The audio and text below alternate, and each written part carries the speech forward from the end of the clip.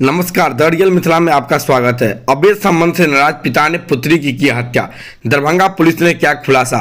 Darbhanga police ने तत्परता दिखाते हुए एक युवती की हत्या का उद्भेदन करने में सफलता हासिल किया है।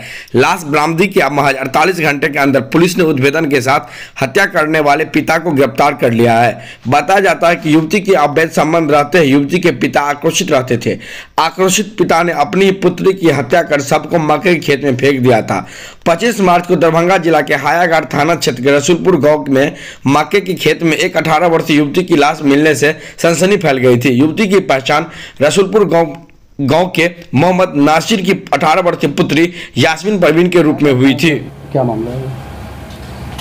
हायाघाट थाना में दिनांक 25 मार्च में सोमवार के अंतर्गत में रसूलपुर एक गांव पड़ता है, उसके मकई के खेत में एक युवा लड़की की लाश बरामद हुई थी। इसके तुरंत उपरांत में थाने की टीम ने और सीआई टीम ने, उसके बाद में एसडीपीओ जो साहब हैं उनके नेतृत्व में हमने एक टीम का गठन किया। वहाँ पर जैसे ही छानबीन शुरू की गई तो ये पाया गया कि जो लड़की है वो स्थानीय ही, और उसका नाम यास्मीन खातून था। वो लगभग 18 वर्ष की थी। और इसके बाद में हमने और जब तहकीकात शुरू की तो ये चीज़ स्पष्ट हुई कि दिनांक 22 मार्च को, यानी कि शुक्रवार से ही लड़की अपने घर से लापता थी।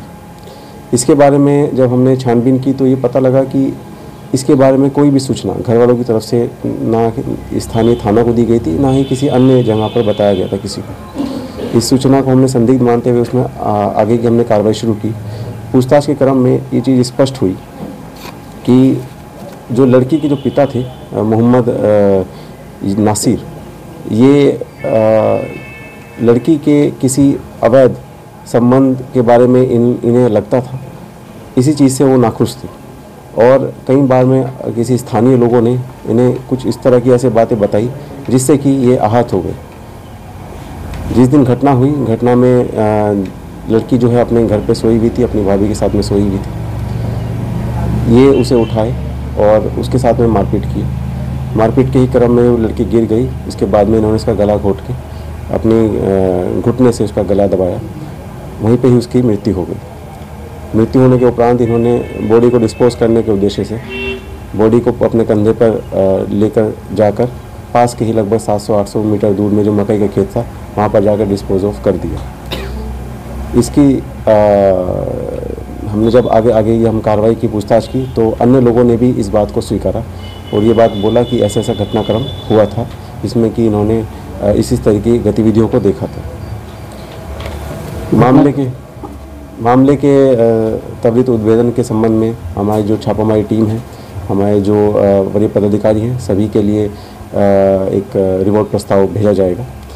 एफएसएल टीम ने भी इसमें काफ़ी अच्छा अभी कार्य किया है। उसमें हमने सैंपल कलेक्ट कराए हैं और सैंपल कलेक्ट करवाते ही हम लोग उन्हें एक आधुनिक अनुसंधान के क्रम में हम उसका डीएनए मैच भी लगभग रात्रि में ऐसा था कि 9 बजे के बाद में लड़की जब घर में आके अपने सो गई थी, उसके लगभग 1-2 घंटा बाद में ही लगभग हमने 12 बजे के आसपास की घटना का उल्लेख किया गया है।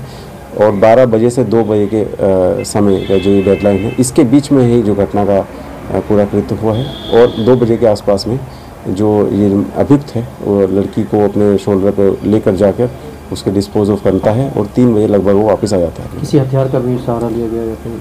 हथियार का सहारा नहीं लिया गया, ये सबने बताया है। उसमें तकिए का इस्तेमाल किया गया है, रस्से का इस्तेमाल किया गया है, उसी से ही जो उसका गला को दबाया गया था। कितने लोगों को गिरफ्तार? व्यक्ति गिरफ्तारी हुई है मोहम्मद नासिर। मारने वालों में बताया जा रहा है कि इसके परिवार के कुछ और लोग साथ में थे, तो क्या आप लोग उस बिंदु पर काम कर रहे हैं या फिर? हमने पूछताछ की है। पूछताछ में के क्रम में स्पष्ट भूमिका किसी के सामने नहीं है।